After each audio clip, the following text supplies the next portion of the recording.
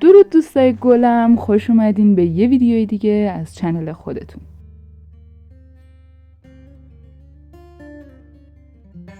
ممنون میشم که با لایک و کامنت به هم انرژی و انگیزه ساخت ویدیوهای بیشتر رو بدید. برای شروع کاهش پای کوتاه میگم، این نمادشه. این مدل کاهش کاملا مبتدیه ولی داخل بافت سوراخ ایجاد نمیکنه و بافت تمیزتری برای تازه کارها به وجود میاره.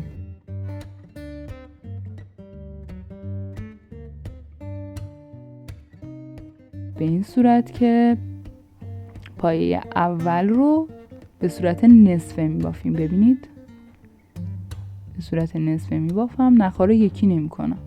پایه بعدی رو هم به همین صورت نصفه و هر سه نخ روی قلاب رو به صورت یه جا یکی میکنیم. ببینید سوراخی روی کار نمیندازه. پایه بعدی رو هم به همین صورت کاهش میدیم.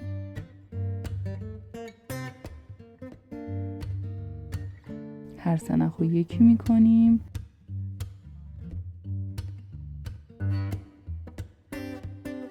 اینا پایه های کاهش یافته است و سوراخی روی کارتون ایجاد نکرده.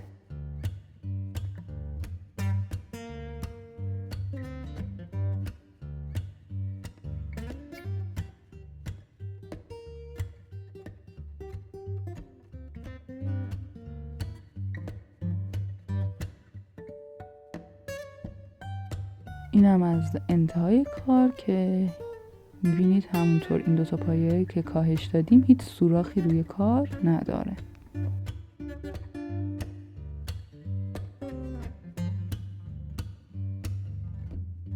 کاهش پایه ساده، پایه معمولی، پایه ساده. خب برای شروع میام اول یه پایه ساده میبافم برای اینکه بهتر متوجه بشید و کار کاهش بهتر خودشو نشون بده. نخ و دور قلاب میندازم، یه نخ از پایه زیری میگیرم، دوباره نخ و دور قلاب میندازم، یه نخ از پایه زیری میگیرم. حالا همه نخ ها رو به صورت یه جا بیرون میکشم.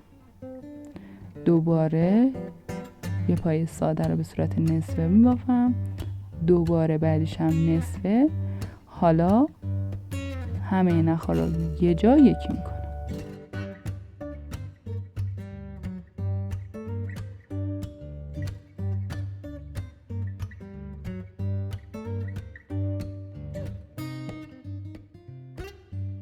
اینم از پایان کار بعد از کاهش پایه ها.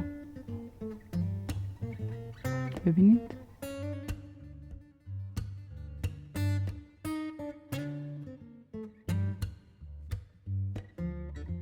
و در آخر کاهش پایه بلند.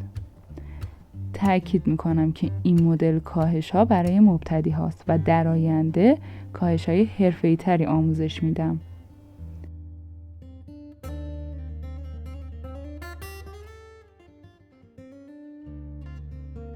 برای کاهش این مدل پایه ها رو به صورت نصفه میبافیم.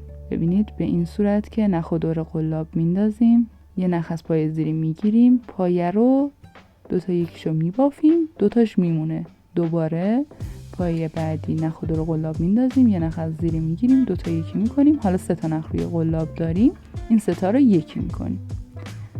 پایه بعدی رو هم به همین صورت میبافم. دقت کنید.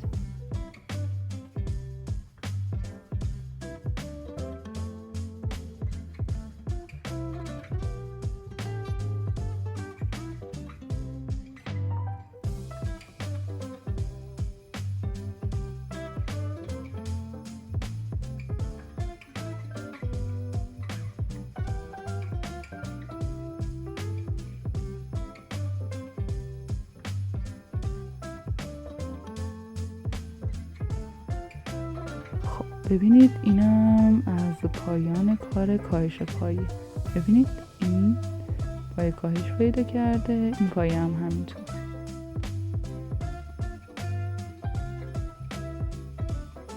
ممنون که تا اینجای ویدیو همراه هم بودید. اگر سوال یا نظری داشتید حتما تو قسمت کامنت ها با هم در میون بذارید و با زدن دکمه ساب و فعال کردن زنگوله از انتشار ویدیوهای دیگه این کانال مطلع بشید. روز خوبی داشته باشید. بدرود.